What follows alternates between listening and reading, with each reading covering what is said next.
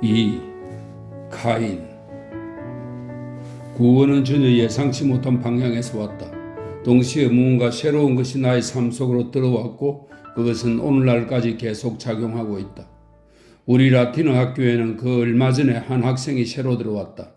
우리 도시로 이사온 어느 유복한 미망인의 아들로 옷소매에 검은 띠를 두르고 있었다. 그는 나보다 한 학년 위였으며 나이도 몇 살 더 들었지만 곧 모든 학생들처럼 나도 그를 주목했다. 이 이상한 학생은 보기에도 훨씬 더 나이가 든 것 같았고 그 누구에게도 소년이라는 인상을 주지 않았다. 어른처럼, 아니 그냥 어른이라기보다는 신사처럼 낯설고도 성숙하게 우리 유치한 소년들 사이를 오갔다. 인기 있지는 않았다. 놀이에 끼이지 않았고 싸움질에는 더더욱 끼이지 않았다. 다만 선생님들에게 맞서는 그의 자신감 있고 단호한 의조가 다른 학생들 마음에 들었다. 이름은 막스 데미안이었다. 어느 날 학교에서 간혹 그러듯 무슨 이유에선가 매우 넓은 우리 교실에 한 반이 더 들어와 앉는 일이 있었다. 그것은 데미안 네 반이었다. 우리 어린 학생들은 성경 이야기 시간이었고 큰 학생들은 작문을 해야 했다. 우리가 카인과 아벨의 역사를 배우는 동안 나는 독특하게 나를 매료시키는 데미안의 얼굴을 자주 건너다 보았다. 그 총명하고 환하고 엄청나게 단호한 얼굴이 작문 과제 위로 주의 깊고도 명민하게 숙여져 있는 모습이 보였다. 그는 전혀 과제를 하는 학생처럼 보이지 않고 자기 자신의 문제들에 전념하는 연구자 같았다. 사실 좋은 감정이 들지는 않았다. 반대로 왠지 거부감이 들었다. 그는 나보다 우월하고 침착했다. 그의 본질은 너무나도 도전적일 만큼 안정적이었다. 그리고 그의 눈은 아이들이 결코 좋아하지 않는 어른의 표정을 띄었는데 약간 슬픈 냉소를 담고 있었다. 그렇지만 그를 줄곧 바라보지 않을 수 없었다.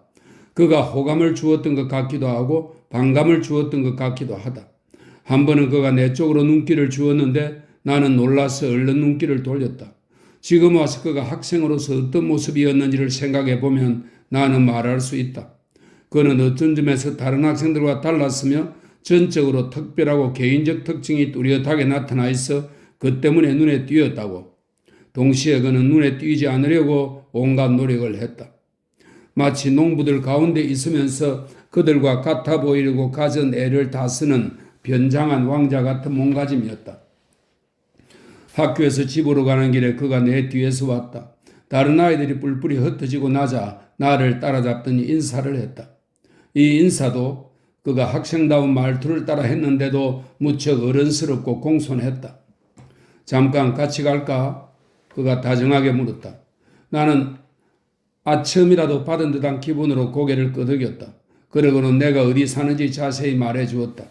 아, 거기구나. 그가 미소를 띠며 말했다. 그 집은 내가 벌써 아는걸? 현관문 위에 붙여놓은 기묘한 것이 곧바로 내 관심을 끌더라고. 무엇을 두고 하는 말인지 나는 금방 알아차리지 못했다. 그가 우리 집을 나보다 더 잘 아는 것 같아 놀라울 뿐이었다.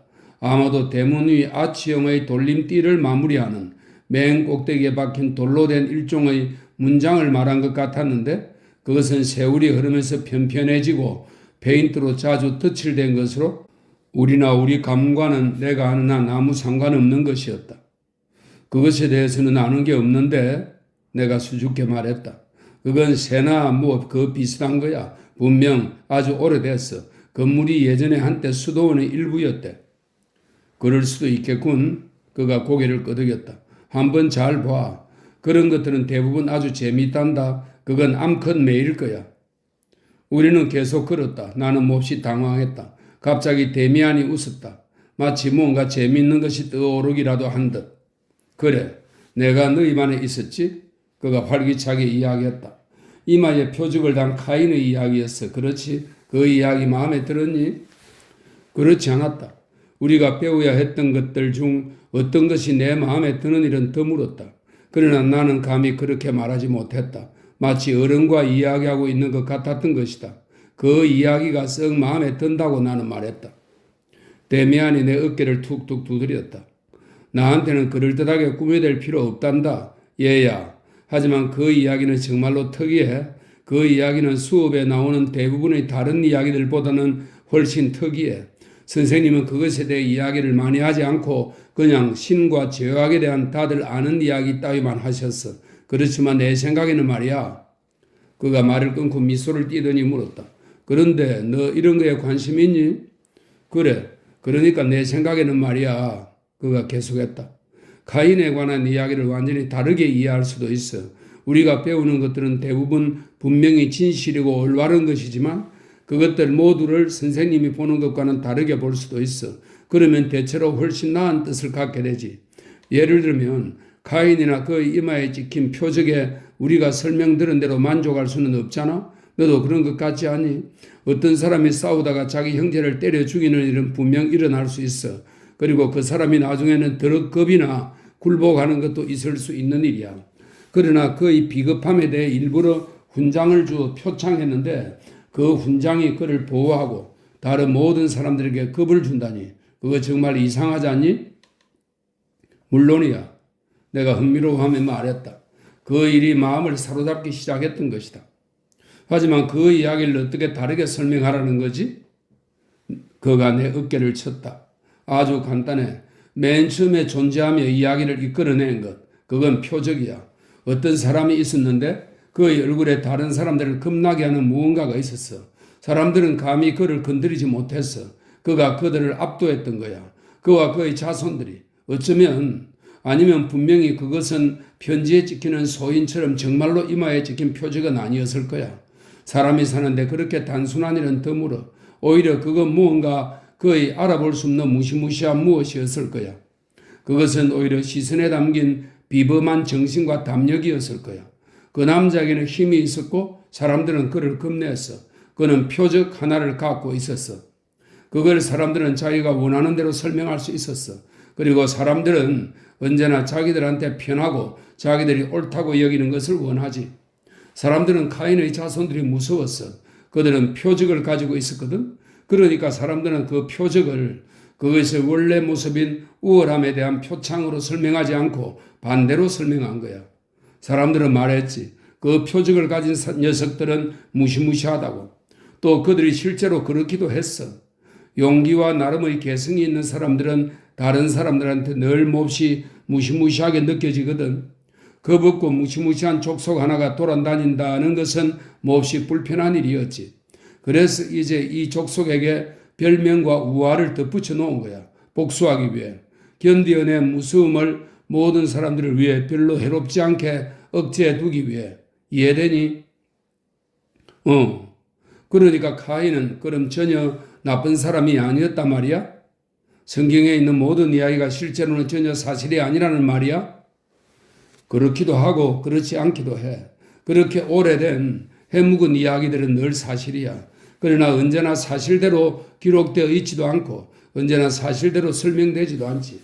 간단히 말해서 내 생각에 가인은 늠름한 젊은이였는데 그저 사람들이 그를 무서워했기 때문에 그에게 이 이야기를 매달아 놓은 거야. 이야기는 그냥 하나의 소문이었어. 사람들이 온 사방에 떠들고 다니는 무엇이었지? 그러나 가인과 그 자손들이 정말로 일종의 표적을 지녔고 대부분의 사람들과 달랐다는 것은 분명히 사실이야. 나는 깜짝 놀랐다. 그렇다면 동생을 쳐 죽인 일도 전혀 사실이 아니라고 생각하는 거야? 내가 충격을 받고 물었다. 아니, 죽인 건 분명 사실이야. 강한 사람이 약한 사람 하나를 쳐 죽였어. 그것이 정말 자기 형제였는지야 의심할 여지가 있지. 정말 형제였는지 아니었는지는 중요하지 않아. 결국 모든 인간이 형제잖아. 그러니까 어떤 강한 사람이 어떤 약한 사람을 때려 죽인 거야. 어쩌면 그건 영웅적 행위였을지도 모르고 어쩌면 아니었을 수도 있지. 어쨌든 다른 약한 사람들이 이제 잔뜩 겁이 난 거야. 그들은 몹시 탄식했지. 그런데 왜 너희도 그 사람을 그냥 쳐 죽이지 않는 거지? 라고 누가 물으면 그들은 우리가 겁쟁이이기 때문이죠 라고 말하지 않고 그럴 수 없습니다. 그는 표적을 가지고 있거든요. 하나님은 그에게 그려주신 겁니다. 라고 말했지. 그 사기는 대략 그런 식으로 이루어졌을 게 틀림없어. 자, 내가 널 오래 붙들고 있었구나. 그럼 안녕. 그는 나를 내버려 두고 알트가세로 접어들었고 혼자 남은 나는 그 어느 때보다도 혼란스러웠다. 그가 가버리자마자 내게는 그가 모든 말이 터무니없어 보였다. 가인이 고귀한 인간이고 아벨이 비급자라고? 가인의 표정이 표창이라고? 그것은 어처구니 없는 이야기였다.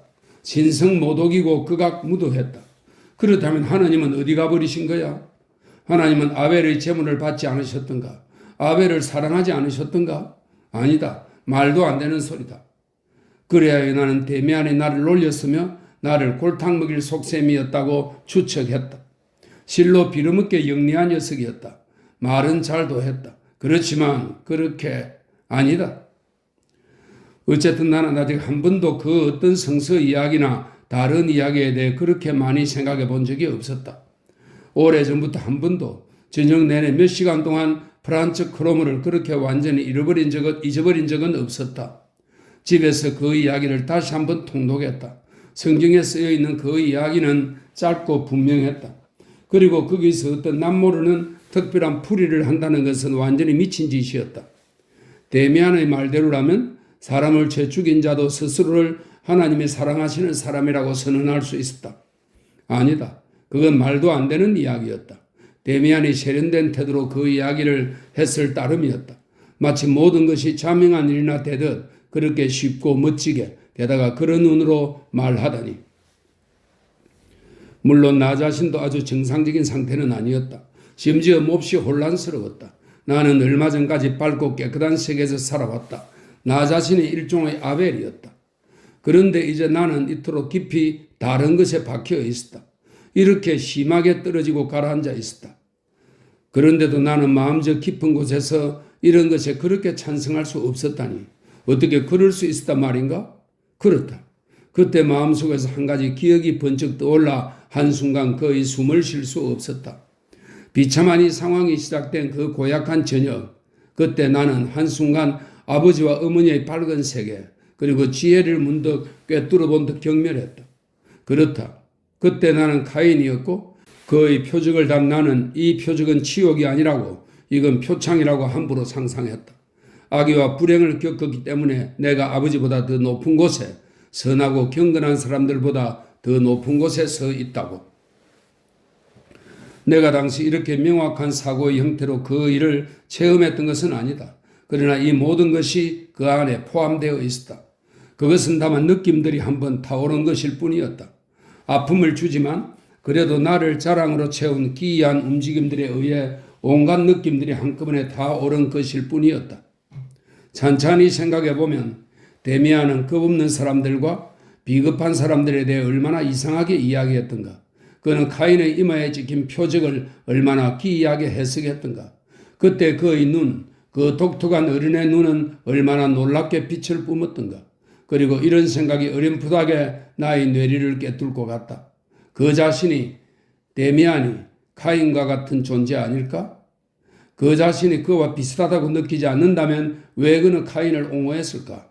왜 그의 눈에는 그런 힘이 있었을까? 왜 그는 그렇게 다른 사람들, 급 많은 사람들, 사실은 하나님 마음에 드는 경건한 사람들에 대해 비웃음을 띠고 말했던가? 나는 이런 생각을 끝없이 했다.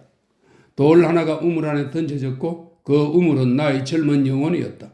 그리고 몹시 긴 시간 동안 카인, 쳐죽임, 표적은 바로 인식, 회의, 비판에 이르려는 내 시도들의 출발점이었다.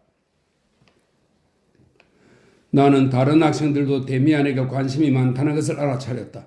카인 이야기는 아무에게도 말하지 않았다. 그러나 그는 다른 학생들의 흥미도 끄는 듯 했다. 적어도 새로운 애에 대한 소문들이 돌았다. 내가 다 알기만 했더라면 어느 소문이든 데미안의 변모를 조금이나마 밝혀주었으리라. 어느 소문이든 해석될 수 있었으리라. 그러나 내가 한 것은 처음에 데미안의 어머니가 매우 부자라고 소문났다는 것뿐이다. 그녀는 교회에 가지 않고 아들도 마찬가지라는 말들도 했다. 어떤 사람은 데미안 모자가 유대인인 걸 안다고 주장했지만 어쩌면 그들은 은밀한 회교도일 수도 있었다. 막스 데미안의 신체적 힘에 대해서는 더 동화 같은 이야기들이 떠돌았다. 그에게 싸움을 걸고는 그가 거절하자 비겁자라고 욕하는 그 반의 가장 힘센 학생에게 그가 무섭게 굴욕을 주었다는 것은 확실했다. 그곳에 있었던 아이들 말에 의하면 데미안이 그냥 한 손으로 덜미를 잡아 꽉 눌렀을 뿐인데 그 애가 창백해졌고 나중에는 슬금슬금 달아나는데 여러 날 팔을 쓰지 못했다는 것이다. 어느 저녁에는 심지어 그가 죽었다는 말까지 돌았다. 별별 이야기가 한동안 주장되고 믿어졌다. 모두 자극적이고 놀라운 소문들이었다. 그 다음 한동안은 잠잠했다. 그러더니 얼마 지나지 않아 새로운 소문들이 우리 학생들 사이에서 떠돌았다. 데미안이 여자애와 사귀고 있으며 이미 알 건 다 안다라는 소문이었다. 그 사이 프란츠 크로머와의 일은 불가피한 길을 계속 갔다. 나는 그로부터 헤어나지 못했다. 그 애가 드문드문 며칠간 나를 가만히 내버려 둔다 해도 나는 그에게 얽매여 있었기 때문이다. 내 꿈속에서 그 애는 내 그림자처럼 함께 살았다. 나의 환상은 그가 현실에서 나에게 저지르지 않은 것조차 꿈속에서 자행하게 했다. 꿈속에서 나는 전적으로 그의 노예였다. 나는 이 꿈들 속에서 현실에서보다 더 많이 살았다. 나는 본래 꿈을 많이 꾸는 편이었던 것이다. 이 그림자 때문에 나는 힘과 활기를 잃었다. 다른 꿈도 꾸었지만 크로무가 나를 학대하는 꿈, 나에게 침을 뱉고 나에게 올라타 무릎으로 짓누르는 꿈을 자주 꾸었다. 그리고 더 고약한 것은 심한 범죄를 저지르도록 나를 유혹하는 꿈이었다. 유혹했다기보다는 그의 막강한 영향력을 그냥 마구잡이로 행사했다. 이 꿈들 중 가장 무서운 꿈, 내가 반은 미쳐서 깨어나는 꿈은 아버지를 습격해 살해하는 꿈이었다. 크로머가 칼을 갈아 내 손에 쥐어주고 우리는 어느 가로수길의 나무들 뒤에 서서 누군가를 노리고 있었다. 누구를 노리는지 나는 몰랐다. 그러나 누군가가 오고 크로머가 내 팔을 누르면서 내가 찔러 죽여야 하는 것이 저자라고 말했는데 바로 아버지였다. 그러다 잠이 깨었다. 이런 일들 때문에 나는 카인과 아벨에 대해 그때까지도 생각하고 있었다. 그러나 데미안 생각은 별로 더하지 않았다. 그가 나에게 다시 가까이 온 것은 이상하게도 또 어느 꿈속에서였다. 나는 또다시 학대와 폭력을 견뎌내는 꿈을 꾸었다. 그러나 내 몸을 타고 앉은 사람이 이번에는 크로무 대신 데미안이었다. 그리고 그것은 아주 새롭고 나에게 깊은 인상을 주었다. 내가 크로무 때문에 고통과 저항 가운데서 겪은 모든 것, 그것을 나는 데미안 때문에는 기꺼이 그리고 기쁨과 무서움을 똑같이 느끼며 겪었다. 이 꿈을 나는 2차례 꾸었고 그 다음에는 데미안의 자리에 다시 크로머가 돌아왔다. 이 꿈들에서 내가 체험한 것 그리고 현실에서 체험한 것을 나는 오래전부터 더 이상 정확하게 구분하지 못한다. 어쨌든 크로머와 나의 나쁜 관계는 나름대로 진행되었고 내가 작은 도둑질을 해서 그 애에게 빚진 돈을 마침내 다 갚았을 때에도 끝나지 않았다. 끝날 리 없었다. 그 애는 내가 저지른 도둑질에 대해 잘 알았다. 늘 어디서 돈이 나오느냐고 물었기 때문이다. 그래야 나는 그 어느 때보다 더 단단히 그 애의 손아귀에 들어있었다. 그 애는 아버지에게 다 말하겠다고 번번이 위협했다. 그리고 그럴 때 나의 두려움은 내가 그 일을 처음부터 스스로 하지 말았어야 했다는 깊은 후회 못지않게 컸다. 반면 아무리 비참했어도 나는 다 뉘우치지는 않았다. 적어도 늘 다 뉘우치지는 않았고 이따금씩 그 모든 것이 이럴 수밖에 없다는 느낌도 들었다. 내 위에 어떤 숙명이 드리워 있고 그것을 깨뜨리려는 시도는 소용없는 일 같았다. 부모님도 이런 상황으로 적지 않게 괴로웠을 것이다. 내가 이상한 귀신에 들려 그토록 친밀했던 우리 공동체와 더 이상 어울리지 않았던 것이다. 그 공동체를 향해 마치 잃어버린 낙원을 향한 같은 격렬한 향수가 자주 엄습했다. 특히 어머니는 나를 악동이라기보다는 환자처럼 취급했다. 그러나 상황이 진짜 어땠는지는 두 누이의 태도에서 가장 잘 알 수 있었다. 매우 아끼면서도 나를 끝없이 비참하게 만든 그들의 태도에 내가 일종의 신들린 사람이라는 것. 자신의 상태 때문에 비난당하기보다는 탄식을 받아야 할 사람이지만 그 속에 바로 악의 둥지를 틀고 앉은 사람이라는 것이 똑똑하게 드러났던 것이다. 나는 사람들이 나를 위해 여느 때와는 다르게 기도하는 것을 느꼈고 이런 기도가 부질없음도 느꼈다. 안도의 동경, 제대로 된 고해의 욕구를 나는 자주 타는 듯 느꼈다. 그러면서 또한 내가 아버지에게도 어머니에게도 모든 것을 바로 말하고 설명할 수 없으리라는 것을 먼저 느꼈다. 나는 알았다. 사람들이 이 일을 다정하게 받아들이고 나를 몹시 아껴주며 실로 유감스러워하겠지만 완전히 이해하지는 못하리라는 것을, 그 모든 것이 운명이었는데 사람들은 일종의 궤도 이탈로 나 버리라는 것을. 아직 11살도 안 된 아이가 그렇게 느낄 수 있다는 것을 믿지 못할 사람들도 들어 있을 줄 안다. 그런 사람들에게는 내 일을 이야기하지 않겠다. 인간을 보다 잘 아는 사람들에게 이야기하겠다. 자신의 감정들의 한 부분을 생각 속에서 수정하는 법을 익힌 어른은 어린아이에게 나타나는 이런 생각을 잘못 측정하고 이런 체험들도 없었다고 생각한다. 그러나 내 인생에서 당시처럼 깊게 체험하고 괴로워했던 때도 드물다. 한 번은 비 오는 날이었는데 나의 박혜자로부터 성 앞 광장으로 나오라는 부름을 받았다. 나는 광장에 서서 기다리며 흠뻑 젖은 검은 나무들에서 떨어지는 축축한 마로니의 이파리를 두 발로 헤집고 있었다. 돈은 못 가져갔고 크로모에게 뭐라도 주어야겠기에 케이크 2조각을 가져가 들고 있는 참이었다. 나는 벌써 오래전부터 그렇게 어딘가 한 구석에 서서 오래도록 그 애를 기다리는데 익숙해진 터였다. 그리고 사람이 어떻게 바꿀 도리가 없는 것은 하는 수 없이 접어두고 받아들이게 마련이듯 그 사실을 받아들이고 있었다. 마침내 크로머가 왔다. 그날 그 애는 오래 머무르지 않았다. 그 애는 내 가슴팍을 주먹으로 가볍게 몇 대 치고는 웃었고 케이크를 받고 심지어 축축한 담배를 내가 받지는 않았지만 권하기까지 했다. 유별나게 친절했다. 그래, 그가 떠나면서 말했다. 내가 잊지 않으려고 해두는 말인데 말이야. 다음번에는 누나를 데려와. 큰 누나 쪽으로 말이야. 누나 이름이 뭐였더라? 나는 전혀 이해하지 못했고 대답도 못했다. 그냥 어리둥절해하며 그 애를 물끄러미 바라보았다. 못 알아듣겠어? 너희 누나를 데려오라고.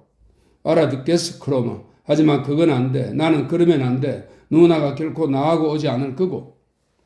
나는 그건 역시 늘 그랬던 것처럼 다만 농간이고 구실에 지나지 않을 뿐이라고 판단했다. 그는 자주 그런 식이었다. 무언가 불가능한 것을 요구해 나를 놀라게 하고 나에게 굴욕을 주고 그 다음에는 서서히 자기와 협상하게 했다. 그러면 나는 약간의 돈이나 다른 선물로 몸값을 주고 빠져나가야 했다. 그러나 이번에는 전혀 달랐다. 거부했는데도 그 애는 화난 기색도 거의 없었다. 글쎄, 그 애가 얼버무렸다. 너가 잘 생각해 보겠지. 너네 누나와 알고 지냈으면 한단 말이야. 한 번쯤 알고 지내는 거야 되겠지. 그냥 누나와 같이 산책하러 가. 그럼 내가 끼일 테니까 내일 휘파람을 부를게. 그때 다시 한번 그 일에 대해 이야기하자. 그 애가 떠나고 나서 갑자기 그 애가 원하는 것의 의미를 어렴풋이나마 깨달았다. 나는 아직 완전히 어린아이였다. 그러나 소년들과 소녀들이 조금 나이가 들면 그 어떤 비밀에 찬 금지된 쌍스러운 일들을 함께 벌일 수 있다는 것을 소문으로 알고 있었다. 이제 그러니까 아주 갑자기 그 일이 얼마나 엄청난지가 분명해졌다.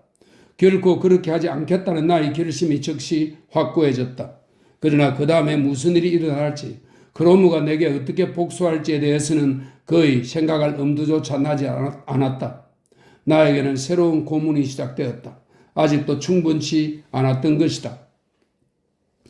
절망적으로 두 손을 호주머니에 넣은 채 나는 텅 빈 광장을 건너갔다. 새로운 고통, 새로운 노예 상태였다.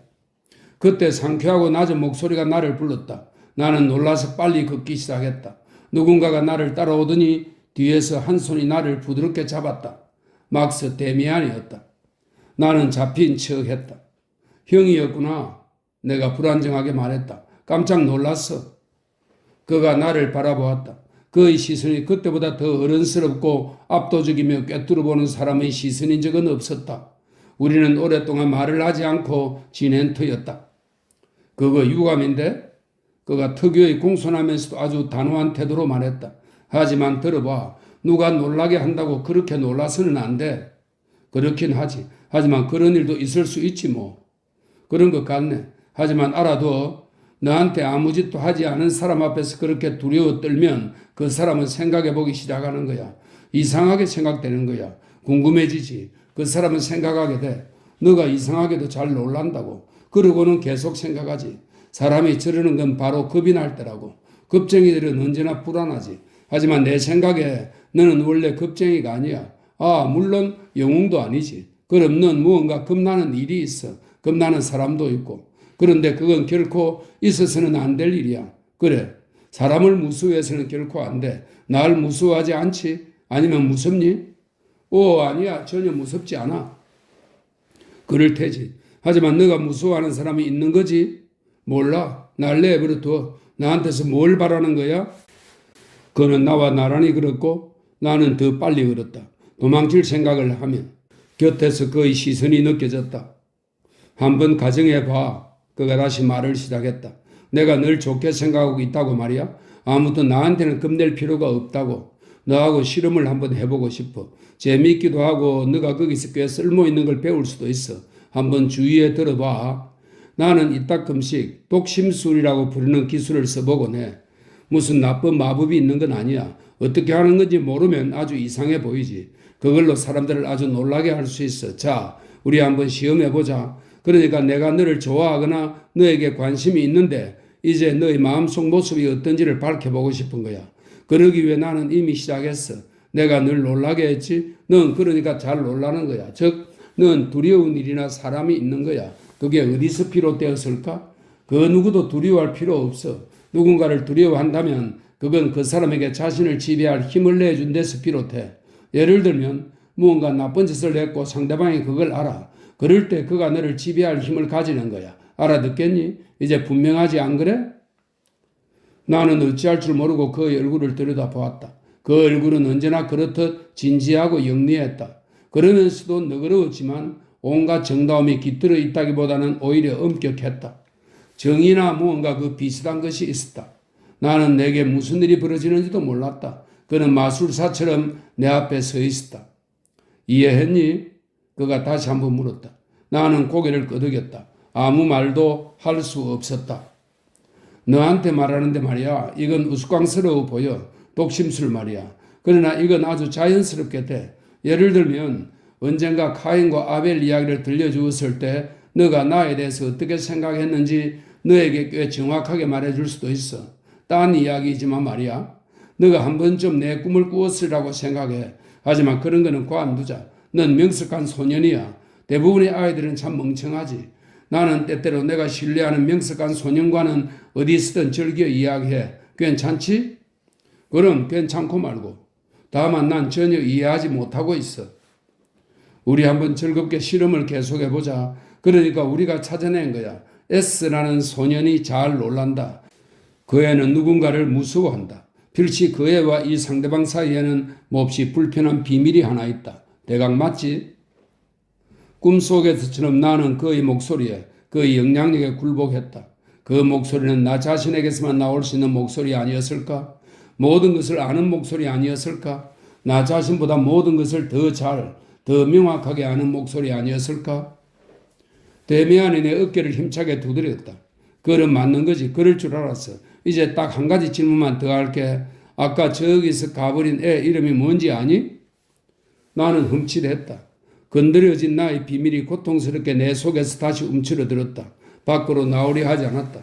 누구? 다른 애는 없었어. 나뿐이었지. 그가 웃었다. 그냥 말해. 그가 웃었다. 그의 이름이 뭐지? 내가 조그맣게 말했다. 저 프란츠 크로머 말이야? 그가 흡족해하며 고개를 끄덕였다. 브라보, 넌 똑똑한 녀석이로구나. 우리 친구가 되겠다. 그런데 너에게 해줄 말이 있어. 그 크로머 말이야. 아니면 이름이 뭐든 간에 나쁜 녀석이야. 그의 얼굴에 자기는 악당이라고 쓰여 있어. 넌 어떻게 생각하니? 그래. 내가 한숨을 푹 내쉬었다. 그 애는 나빠. 사탄이야. 하지만 그 애가 아무것도 알아서는 안 돼. 맙소사, 제발. 그 애가 알아서는 안 돼. 그 애를 알아. 그 애가 형을 알아. 조용히 좀 해. 그 애는 갔어. 그리고 날 몰라. 아직은 모른다고. 하지만 그 애에 대해 알고 싶은 걸? 그 애가 공립학교에 다니니? 몇 학년인데? 5학년. 하지만 그 애한테 아무 말 하지 마. 제발 그 애한테 아무 말 하지 말아줘. 걱정 마. 너에겐 아무 일도 안 일어날 거야. 아마도 넌 그 크로모에 대해 조금 더 들려줄 마음이 없겠지? 그럴 수 없어. 안 돼. 나를 내버려둬. 그는 한동안 말이 없었다. 그러더니 그가 말했다. 안 됐다. 우리가 이 실험을 좀 더 해볼 수도 있었을 텐데. 하지만 널 괴롭히지는 않을게. 그 애를 두려워하는 게 올바르지 않다는 건 너도 알지 안 그래? 그런 두려움이 우리를 완전히 망가뜨리는 거야. 그런 건 떨쳐버려야만 해. 넌 그 두려움을 떨쳐버려야만 해. 제대로 된 사내 녀석이 되려면 말이야. 이해하겠니? 분명 형이 전적으로 오라. 하지만 그렇게 안 되는 걸 형은 몰라. 어떤 면에서는 내가 너의 생각보다 더 많이 안다는 걸 보았겠지? 너 그에게 혹시 돈 빚진 거라도 있니? 그래, 그렇기도 해. 그렇지만 그게 중요한 문제는 아니야. 나 말할 수 없어. 할 수 없다고. 너가 빚진 돈을 내가 갚아주어도 아무 소용이 없다는 거니? 내가 너한테 줄 수도 있는데. 아니야. 그게 아니야. 부탁이야. 아무에게도 그 얘기하지 마라. 한마디도. 형은 날 불행하게 해. 날 믿어, 싱클레어. 넌 언젠가 너희 사이의 비밀을 나에게 알려줄 거야. 결코 그러지 않을 거야. 결코. 내가 격렬하게 소리쳤다. 다 너 좋을 대로 해. 난 그냥 어쩌면 너가 나중에 한 번 더 내게 말하겠지 하고 생각할 뿐이야. 당연히 자발적으로 말이야. 내가 그 크로머처럼 굴리라고 생각하는 건 아니겠지? 아니야. 하지만 형은 그것에 대해서 전혀 모르는 걸. 전혀 모르지. 그것에 대해 곰곰이 생각할 뿐이지. 그리고 나는 결코 크로머처럼 굴지 않을 거야. 그거 믿어줘.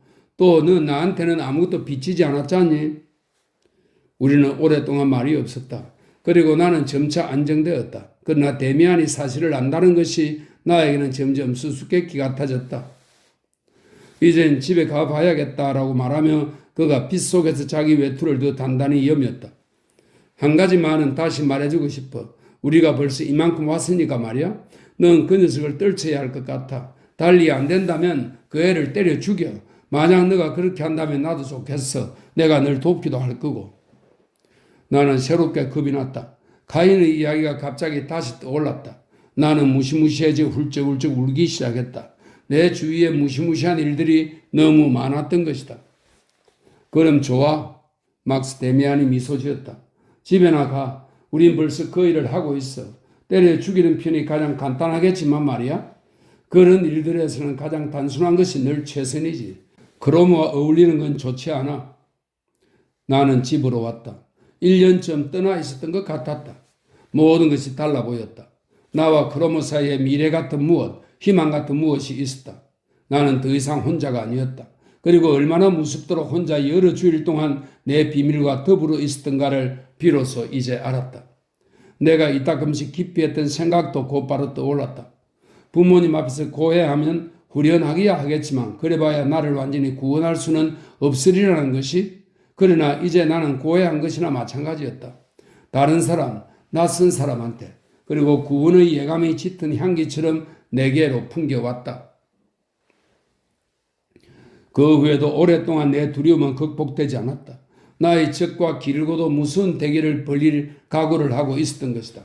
그랬던 만큼 모든 것이 그렇게 고요하고 그렇게 완전히 비밀스럽고 조용히 흘러가는 것이 더 이상했다. 우리 집 앞에서 들리던 크롬의 휘파람 소리가 들리지 않았다.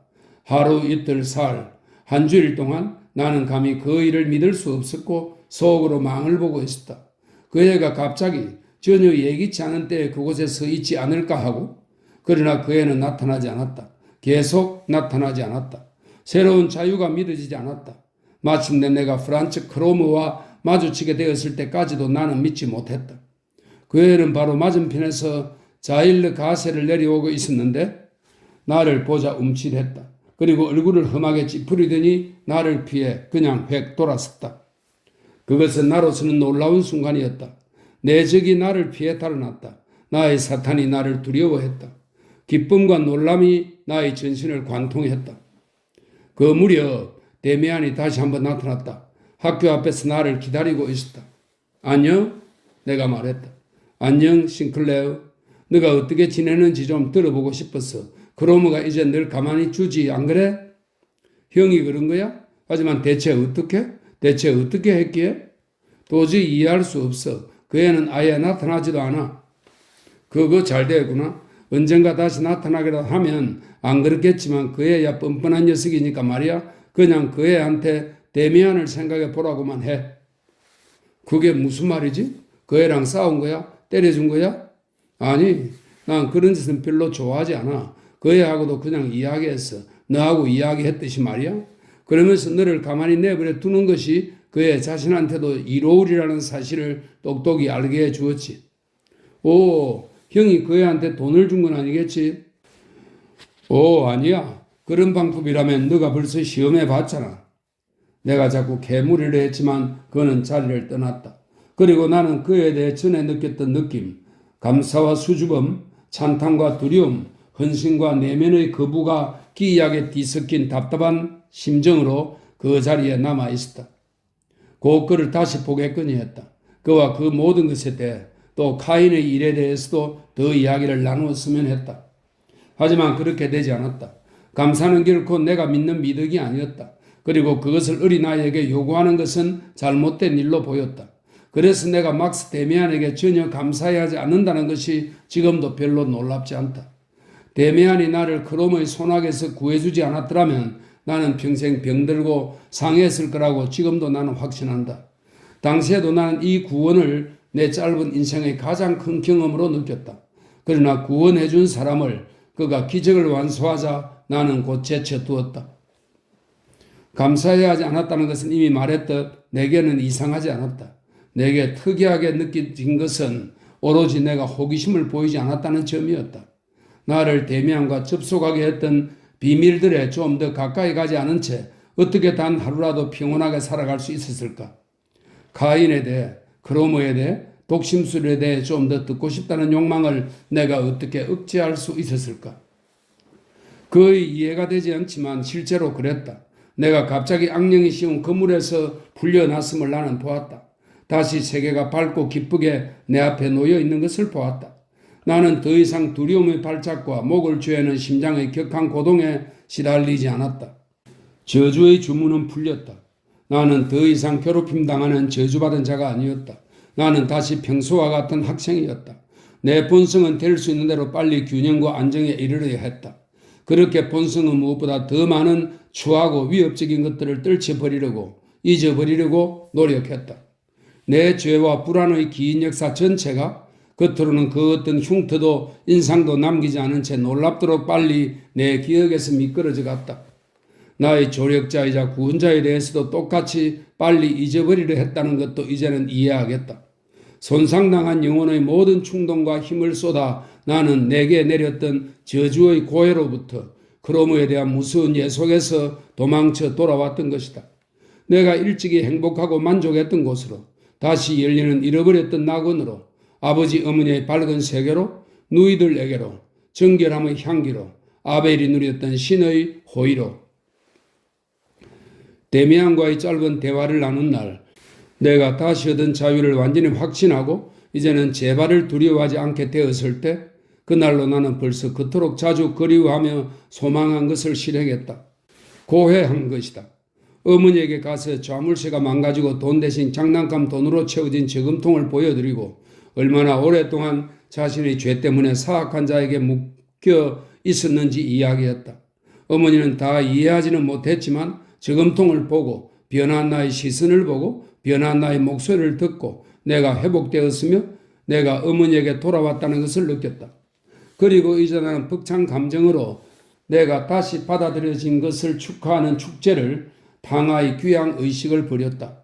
어머니는 나를 아버지에게 데려갔고 이 아이가 되풀이 되었으며 질문과 놀람의 탄성이 터져나왔고 부모님은 내 머리를 쓰다듬으며 긴 마음의 짓눌림을 떨치고 안도의 숨을 내쉬었다.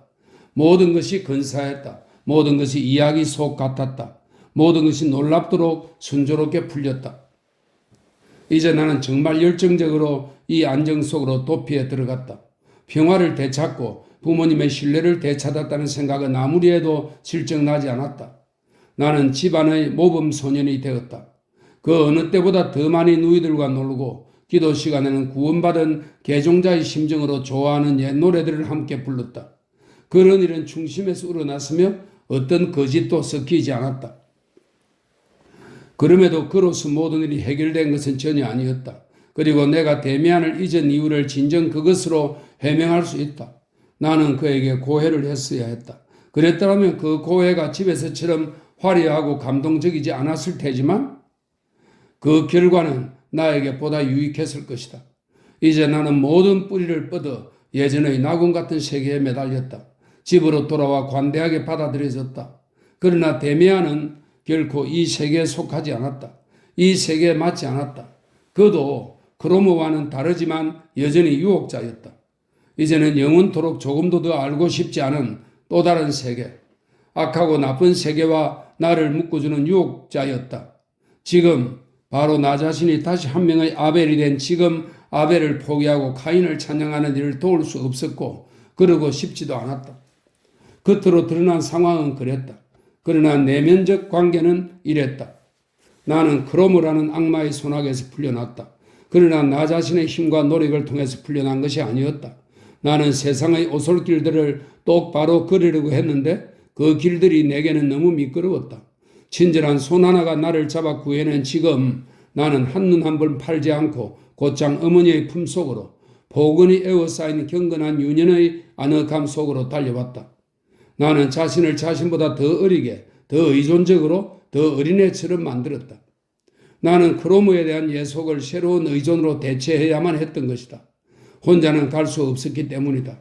그렇게 나는 눈먼 마음으로 아버지 어머니의 의존, 그것이 유일한 것이 아님을 알아버린 밝은 세계의 의존을 택했다. 그렇게 하지 않았다면 분명 나는 대미한 편이 되어 그에게 모든 것을 털어놓았을 것이다. 내가 그러지 않은 것, 그것이 당시에는 내게 그의 수상적인 생각에 대한 당연한 불신으로 보였다. 사실 그것은 두려움 말고 아무것도 아니었다. 데미안이 부모님보다 더 많은 것을, 훨씬 더 많은 것을 나에게 요구했을 테니까. 그는 충동과 경고로, 조롱과 반으로 나를 보다 자립적으로 만들려고 했을 테니까. 아, 지금은 안다. 자기 자신에게로 인도하는 길을 가는 것보다 더 인간에게 거슬리는 것이 세상에 아무것도 없다는 것을. 그럼에도 반년전 뒤 나는 그 유혹에 저항할 수 없어 한 번은 산책하는 길에 아버지에게 물어보았다. 어떤 사람들은 카인이 아벨보다 더 훌륭하다고 설명하는데 그 점을 어떻게 생각하느냐고. 아버지는 몹시 놀라며 그것은 새로울 것이 없는 견해라고 설명했다. 심지어 기독교 이전 시대에도 등장했으며 사이비 종파들에서 전수되었는데 그중 하나는 스스로를 카인 교도라고 불렀다고. 그러나 물론 이 미친 학설은 다름 아니라 우리의 신앙을 깨뜨리려는 악마의 시험이라고. 왜냐하면 카인이 옳고 아벨이 옳지 않았다고 믿는다면 그 결과는 신이 오류를 범했다는 것이기 때문이라고. 그러니까 성서의 신이 올바른 신, 유일신이 아니라 틀린 신이라는 것이기 때문이라고. 정말로 카인 교도들은 비슷한 것을 가르치고 설교하기도 했다고. 그렇지만 이 이교 짓거리는 오래전에 인류로부터 사라졌다고. 그래서 나의 학교 친구가 그것에 대해 무언가를 들을 수 있었다는 사실이 놀라울 뿐이라고. 아무튼 그런 생각은 버려야 한다고 아버지는 진지하게 경고했다.